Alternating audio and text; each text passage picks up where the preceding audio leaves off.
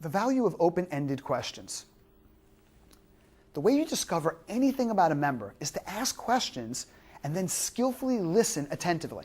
By directing your questions systematically, you can learn what they want and what they need, and further, you can learn how you can help them so that together you can seek out the highest value proposition that you can offer them.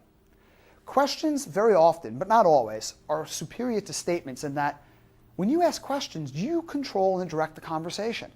The average member is very busy. When you talk too much, their attention just drifts towards preoccupation. While you're talking about crucial things pertaining to their program, they're thinking about picking up their dry cleaning. Asking questions forces the member to pay complete attention to you. The more questions you ask, the more ownership and involvement the member's going to feel. And most importantly, asking questions helps you to find out information. It helps you assess goals and needs. Making statements doesn't. An open-ended question is one that's non-directive. In other words, these types of questions encourage people to speak openly. The more openly they speak, the more you can obtain valuable information.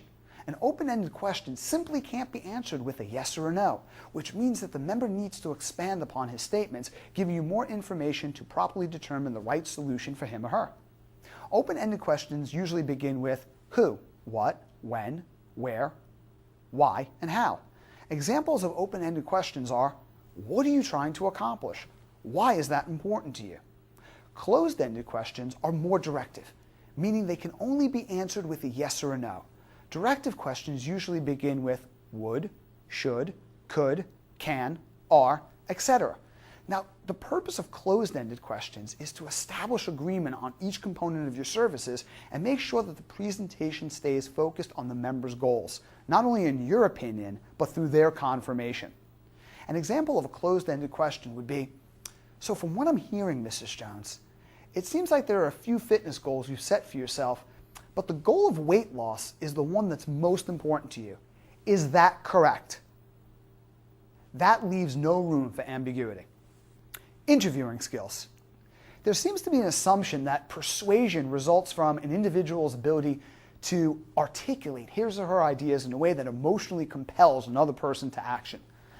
That's a precarious delusion. The truth is, for the most part, no matter how eloquent we are, no matter how excited or motivated we are, or how persuasive we seem to think we are, people do things for their reason, not for our reasons.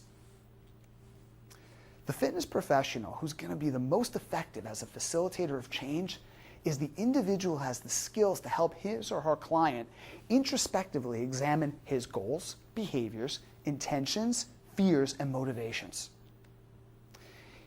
And in doing so, you're going to help people arrive at their own conclusions through intrinsic self-examination and intrinsic motivation. The following skills are essential to help you develop a consultative rather than a didactic style of interviewing. This is going to help you lead your client to their own conclusions as well as decisions that are going to move them in the direction of their goals.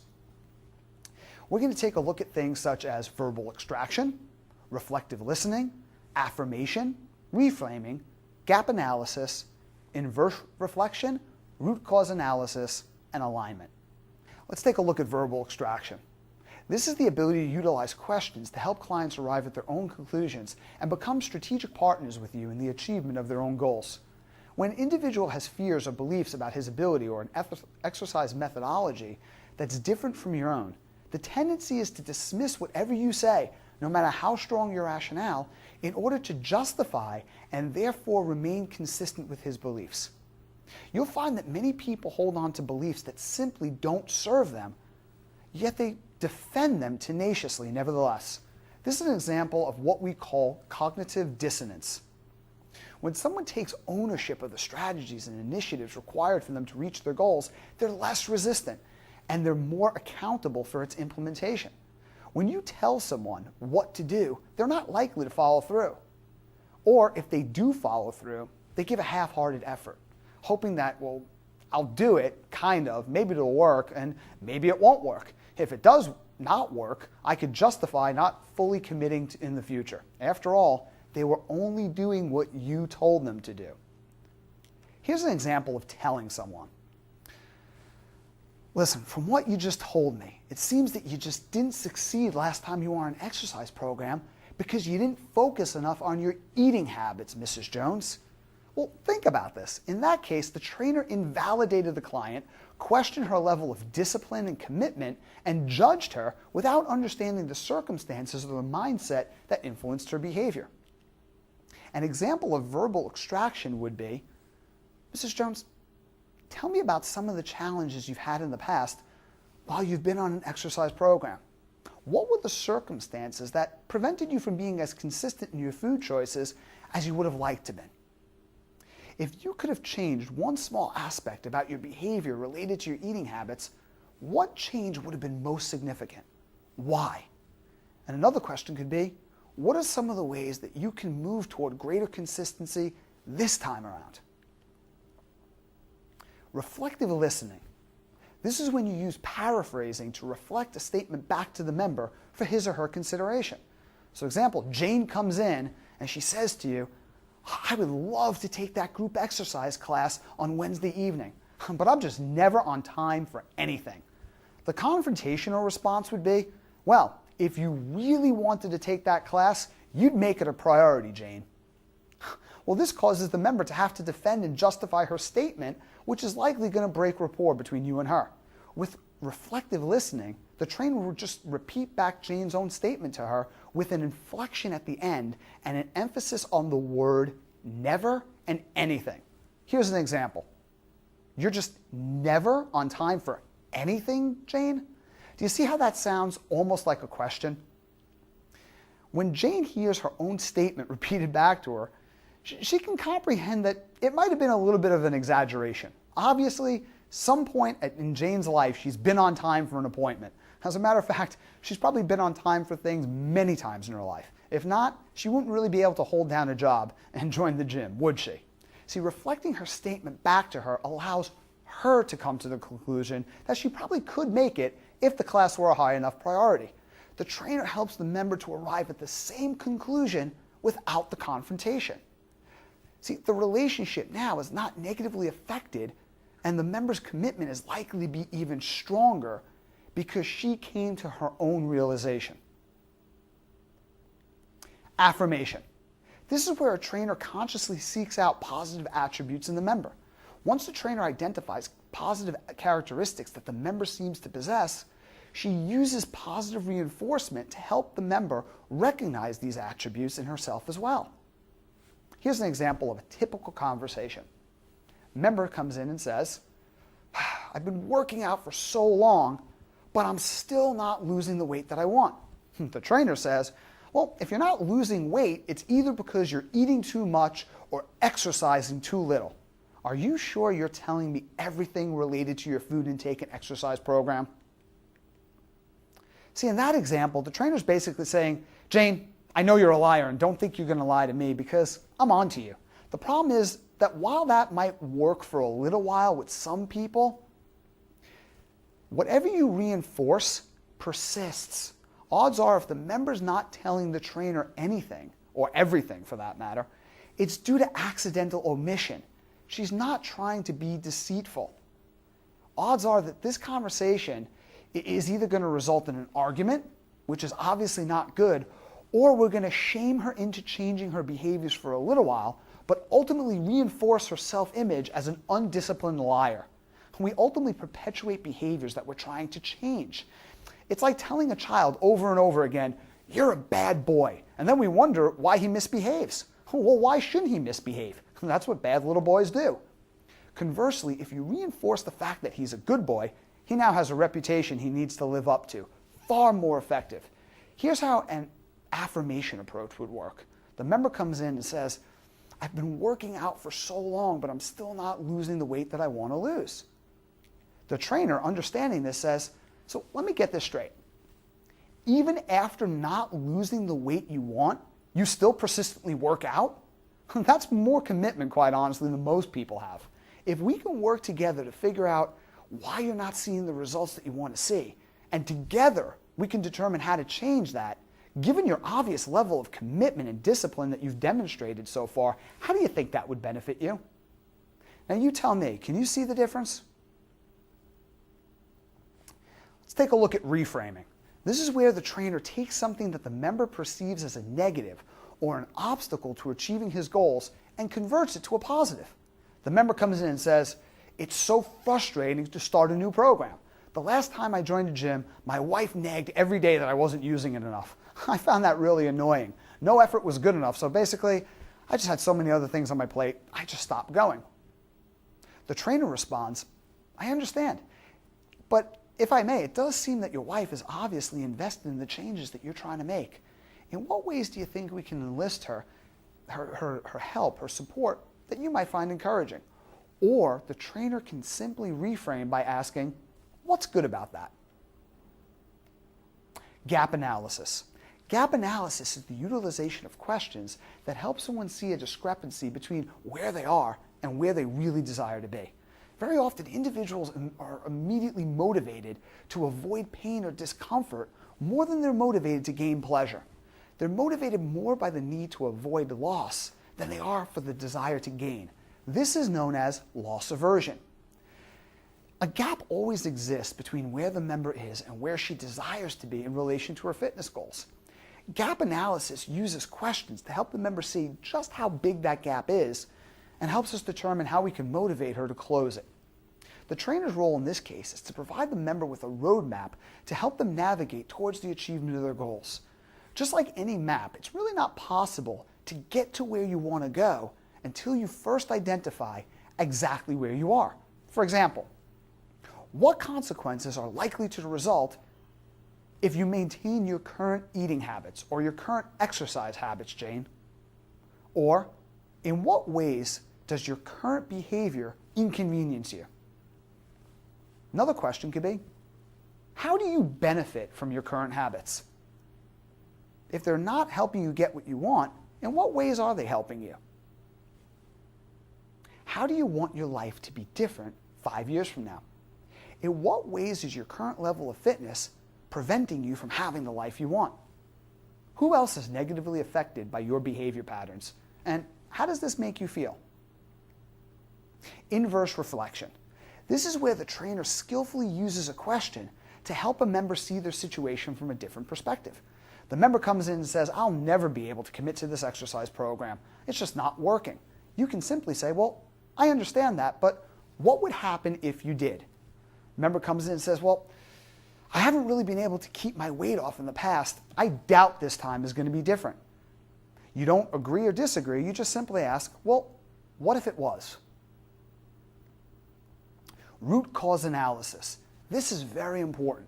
See, all behavior is either consciously or subconsciously aimed at improving one's condition in life. Goals are merely the perceived means to an end. All behavior is not driven so much by what we want to achieve, but by why we desire to do it. Root cause analysis is a very valuable tool that enables the trainer to get a client to elaborate on his goals in order to determine the root cause of his motivation. Here's an example. Member comes in and he says, "I want to lose a bit of weight." And the trainer says, "Well, Bill, why is that important to you?" The member says, "So I'll feel better." The trainer says, "Well, tell me a little bit more about that." The member says, "Well, I don't really feel good about the way I look." The trainer then responds by asking, "So by feel better, do you mean feel better about yourself? Please expand on that." And finally, why is it important to you personally to feel better about the way you look? Here's conversational alignment. Conversational alignment occurs when a trainer goes against his natural inclination to persuade the member to his way of thinking. Instead, he uses the member's beliefs as the rationale for his recommendations. Strength training is very important for you to see the results you're looking for. The more lean muscle you have, Mary, the more calories you burn, even when you're not exercising. In addition, you said that you wanted to be more active and participate in recreational sports. A good core conditioning program would make your recreational activities safer and improve your performance in them.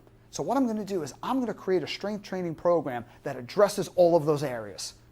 Now the trainer goes through all that, feels really good about the quality of their explanation of the rationale, and Mary simply looks at the trainer and says, "Well, I don't really believe I need help with my strength training program." The trainer's stunned. He asks, well, Mary, why do you say that? And Mary says, well, my husband showed me how to train. He's in great shape and he used to be a football coach, so he really knows what he's talking about. Now, the typical response is to challenge Mary's husband and his ability to understand cutting-edge information. But that not only invalidates Mary, it invalidates her husband. How do you think that's going to work out? Probably not well. Here's an approach that you might want to consider. The trainer says, well, really? How many years did he coach football? To which Mary proudly says, well, over 5. So rather than arguing or trying to assert his or her intellectual superiority, the trainer just says, wow, it sounds like your husband really does have a lot of experience. You know, Mary, it's great that you have someone like that to help you because most people don't. Your husband must have worked out for a long time. To which Mary proudly says, oh, he's been doing this stuff for over 20 years. If you have not heard something like that, you just hang around the facility a little while longer, you will. So the trainer at this point, with a sense of curiosity, says, what type of program does your husband have you on? And she says, well, I just follow him through his routine. To which the trainer responds, it must have taken a long time for your husband to get into the shape that he's in right now. How much work do you think that took? Do you see where we're going with this? Mary can't argue any of these points so far because it's based on her statements and her rationale. So she admits, well, yeah, it took a significant amount of work. He works very hard at everything he does. So the trainer says, well, Mary, look around the facility for a moment. Do you see anyone who looks exactly the same? Now, of course, the obvious answer is no. Why do you say that? So the trainer can now continue with, would you agree that all the people in this facility right now are different ages? They have different lifestyles, different genetics, different goals, different capabilities.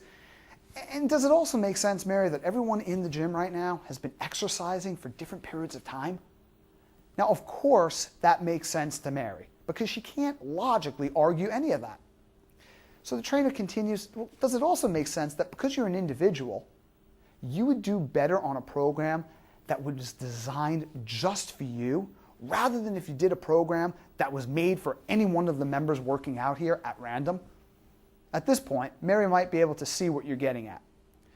Then, as you start to agree to disagree, edify her husband again. Your husband's been working out for 20 years. Mary, wouldn't you agree that he's developed a level of ability and conditioning that's far superior to the average person?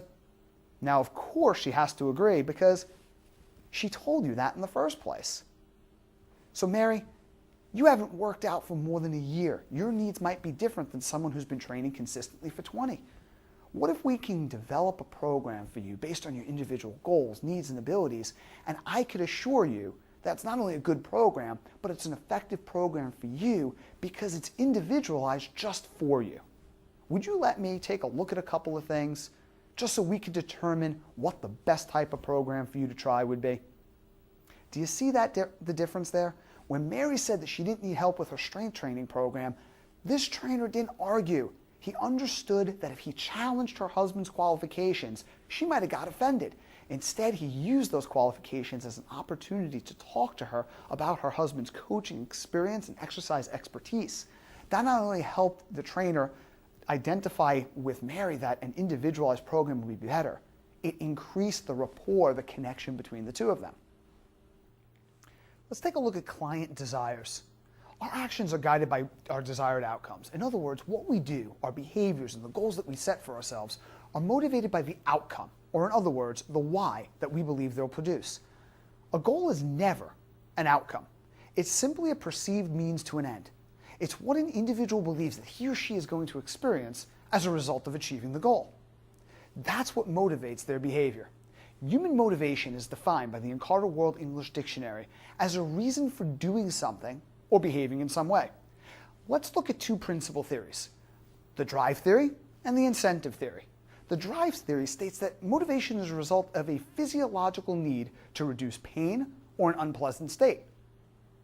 This results in behavior that the individual believes will help them to avoid or move away from its cause. The incentive theory is based on the concept that behavior is directed by the desire to move toward that which we want, such as achievement, confidence, belonging, or something else that we find a reward in. See, all of us are motivated by a combination of motives that are designed to move us toward what we desire and away from what we fear or what we perceive to be painful, whether that pain is emotional or physical. However, given our experiences, beliefs, values, genetic predispositions in the situation, we can be influenced by one more than the other. In addition, our motivations a lot of times lie in paradox to one another. For example, an individual might want to lose weight because they believe that that's going to help them to be more attractive, more confident, more energetic. However, they may associate comfort, gratification, and stress relief to certain foods, which causes them to overeat. Or they may associate feeling unattractive, unconfident, lethargic, and stressed out to not exercising, yet they associate potential failure, dependency, loss of time, money, pain, even lack of support from family and friends to starting on an exercise program with you. Usually the stronger association is going to have a stronger influence of their behavior. It's not uncommon for an individual to even be unaware of what his or her associations are. Therefore, it's essential that we ask specific questions focused not just on the goal, but on the motivation that drives the goal. If we're able to determine someone's true motivation, we're going to be far more persuasive in leading our prospective clients toward making decisions that will help them succeed in an exercise program. 2 preliminary questions we must ask are, number 1, what do you desire to achieve most in your exercise program? And what is most important to you about achieving that goal? In other words, why? The first question will help us identify how they believe that they're going to attain their desired outcome, while the latter identifies the actual outcome that they're looking to experience. By identifying why their goals are motivating them, you can attach every component of your presentation not just to the goal itself, but to the emotion that ultimately determines each action that they take. Beyond this, we're going to need to maximize positive associations they have toward exercise, as well as the negative ones to not exercising. If not, conflicting associations might cause this person to choose the path of least resistance, which is to do absolutely nothing. I'm sure you would agree that it's reasonable for us to suggest that not one person understands that there are no health risks associated with smoking. Yet, despite the abundance awareness of the significant consequences that smoking presents, people just continue to smoke. See, the immediate pleasure or the relief that they psychologically and physiologically receive from smoking supersedes in their mind the present or even impending negatives. Yet if the motivation is strong enough, cancer, complete deterioration of health, the drive or incentive to quit can be overpowering, much more so than the drive to continue smoking. In the same sense, by helping an individual to focus on and internalize the emotional benefits of exercise, we can be far more persuasive. Let's take a look at the reassessment. Information creates motivation. Here's what I mean. Imagine you're enjoying a game of darts with your friends, except you're all blindfolded. You have no way of knowing whether or not each throw is bringing you closer to or further from your target. You also have no way of knowing who's winning the game.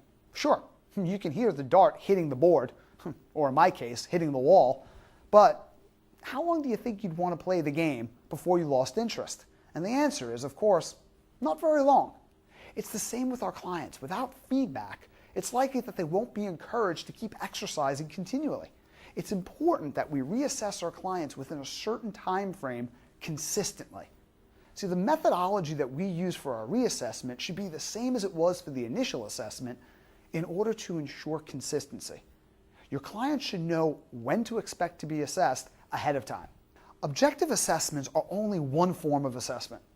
The problem with only reassessing what you as the trainer can readily observe is by the time your client receives feedback, they could be struggling with things like doubt, fear, and apprehension pertaining to their program.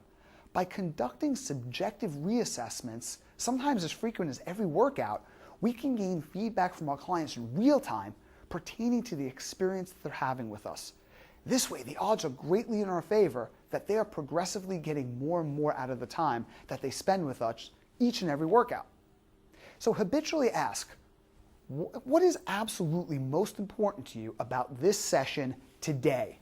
During the session, check in and say, well, on a scale from 1 to 10, how do you feel at this present moment? If somebody says, well, As far as effectiveness is concerned, I think I'm about a 7. The next question to ask is, why do you say a 7? And follow it up with, what would have to happen to increase your emotional state of enjoyment, or to increase your perceived level of effectiveness, if you will, to a level 8? Identify what aspects of your training program your client likes the most. What do they like the least? And most importantly, why? Is it something about the exercise itself, or is it their perception of the exercise and the level of effectiveness and how that relates to their goals? After every few exercises, you want to quantify the experience from your client's perspective. For example, on a scale from 1 to 10, ask them how enjoyable or how effective they found that last set. If they said a 7, ask them what it would take to bring that level of enjoyment or effectiveness up to, let's say, an 8 for the exercise. And what you want to do is continually modify the session to increase their level of enjoyment. So if you got them from a 7 to an 8, once that's achieved, what would it take to bring them up to a 9, and so on? The more positive an experience your client has, the greater their adherence. See, regardless of your client's level of discipline, people tend to do things that they enjoy. That's an overstatement of the obvious. Equally important, what would it take to bring your level of enjoyment down a level? So if they say, well, I feel that my level of enjoyment is about a 7, so why do you say that? And after you get their rationale, ask them, what would it take to bring it down to a 6? Now, the reason why you ask that is you don't want to make any false assumptions.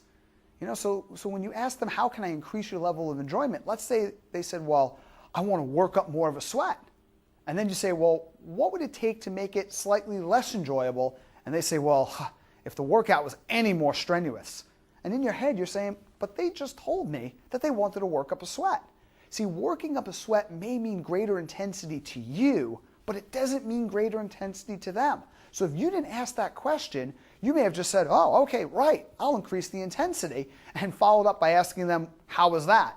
And in their mind, they're saying, not very good. So they may believe that if they want results, strenuous workouts are a necessary evil, but they might not enjoy them enough to stay consistent with them. So therefore, their response is based on how they believe they should answer. Stuff like this could cost you a client. So it's very, very important to leave nothing open to interpretation. Make no assumptions. Explore every part of their session so you can come as close to possible as matching their criteria for an optimal experience.